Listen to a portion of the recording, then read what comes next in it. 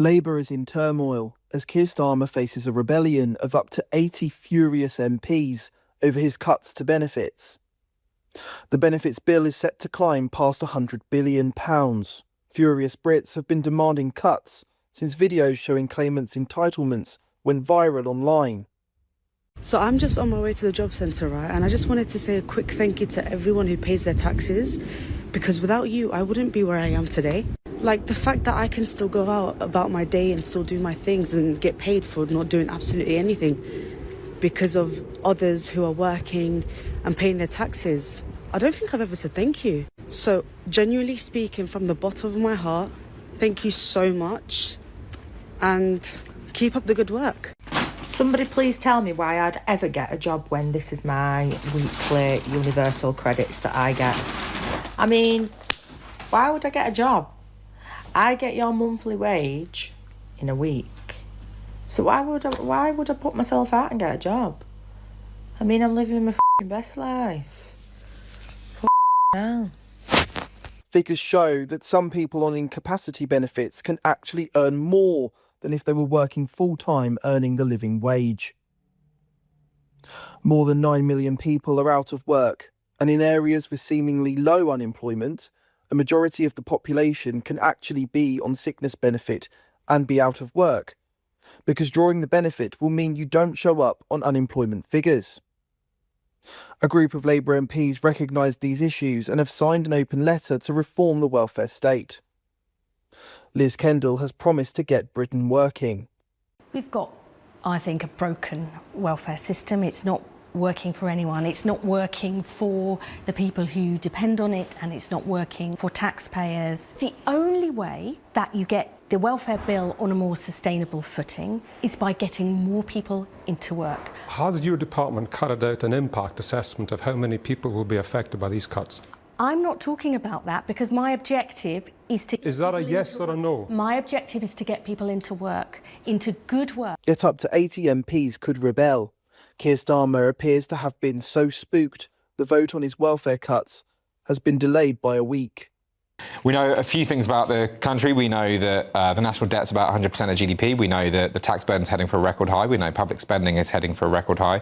And we also know that the top 1% already contribute 30% of income tax, along with a range of other taxes. We also know that we're going to have to increase spending, particularly on defence, probably to 3% of GDP, and probably to more, and at the same time we have incredibly anemic growth. So we need to find cuts somewhere.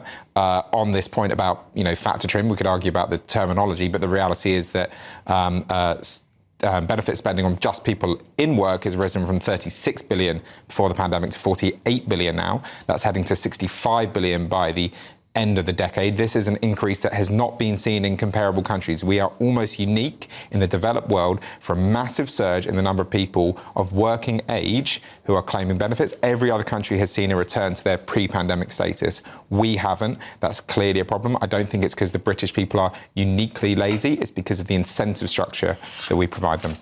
Samuel?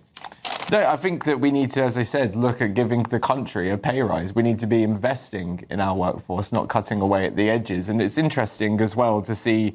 But how do we do that?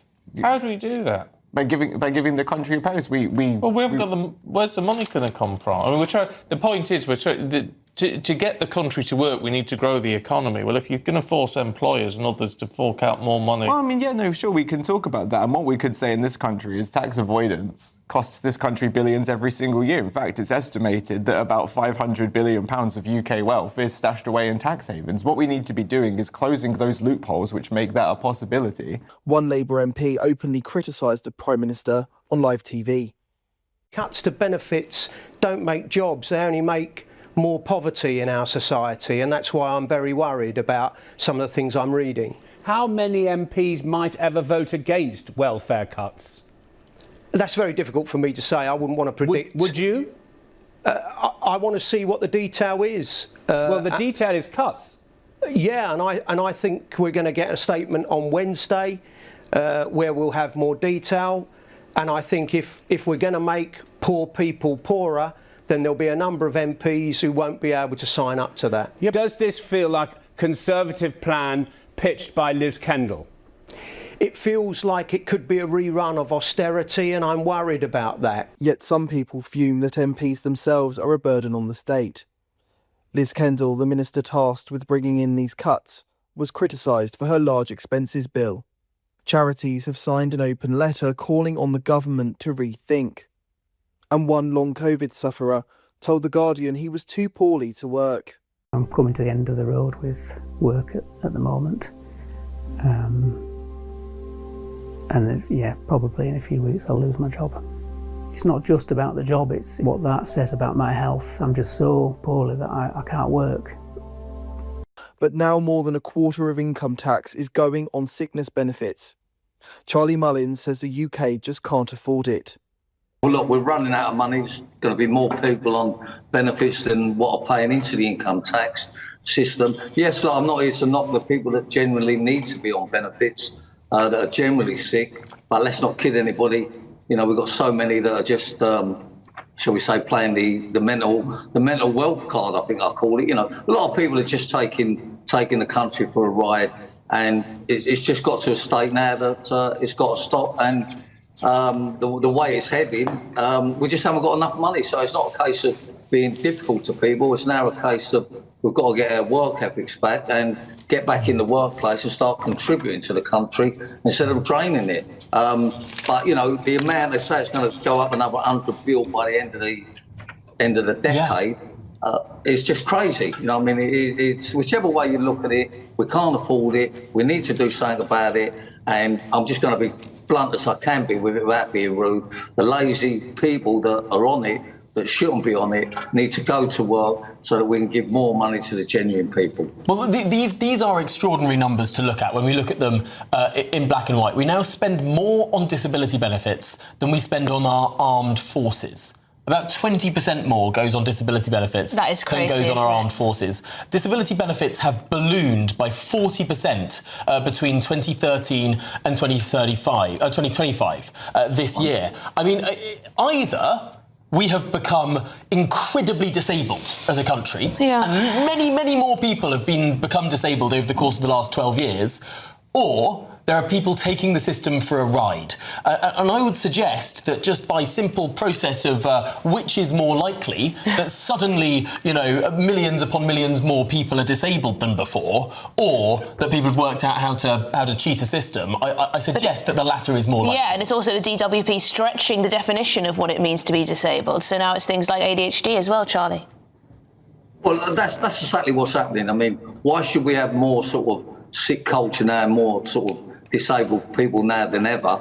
I mean, you know, they go on about stress, they go on about mental health, but them things have been around for years. I mean, it's just, look, we've opened the floodgates to allow lazy people or lazy culture to claim more money for sitting at home and doing nothing. And, you know, stop the benefits and it will resolve many problems. But please, like, I'm not saying don't look after the genuine people. I'm probably going to be rude and say stop the ponces that shouldn't be having the money and make them go to work, or let them just sign them off of it. Just don't pay them no more. I mean, you know, we're attracting everybody from all over the world now that can claim benefits, claim sickness, claim disabilities, and it's ruining it for the genuine people.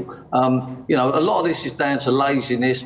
And I have to say, this mental wealth card that they play is just ridiculous. I mean, you know, it's obvious there's nothing wrong with most of these people. The genuine ones, you can tell. The 18-year-old, 16, 17, I've got stressed. I've been up all night on the computer, been out raving it. But they put that down to mental health problems. Ex-Labour MP Lloyd Russell-Moyle dismissed the reports of a sizable rebellion. This is really interesting. It's the first major rebellion Labour in government seems to be facing. If it were 80, that's beginning to reach the level where the government's majority is under threat. It's getting towards that. Would you be worried if you were Keir Starmer? Well, I would be worried if 80 were rebelling. Yes, I don't think 80 will rebel.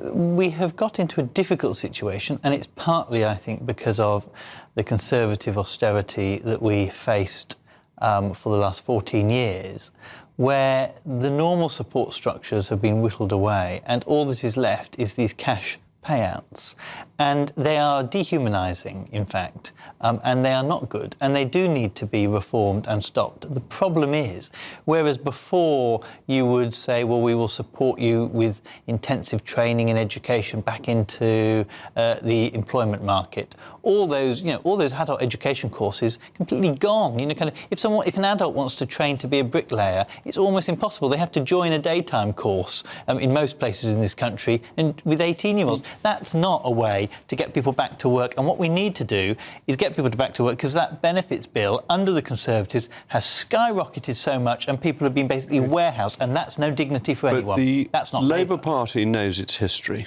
Believes in work. We believe in work. But I think the history of the Labour Party, that the great split over Ramsay MacDonald was over a cut in unemployment benefits. Do you think Keir Starmer will be looking at that history and thinking, I've got to be very careful, or will he be thinking, I need more money for defence? I think that he will be trying to navigate a process where he keeps most of the party together, and he will fly a number of kites to see which ones get the right reaction, and those are the policies that will come forward. These are still very tentative days so far, but I do think that Keir and Rachel will have to think about tax reform, because you can't just reform. That means rises. Well, I think for some things you can change how things are done. I think that we should be seeing working people being paid less tax, but the very wealthy being paid more tax. I think we should be reforming council tax bases so that councils can pay for themselves, but also it doesn't sting people who live in moderately sized houses. So it is reform, but it is also increasing the tax base.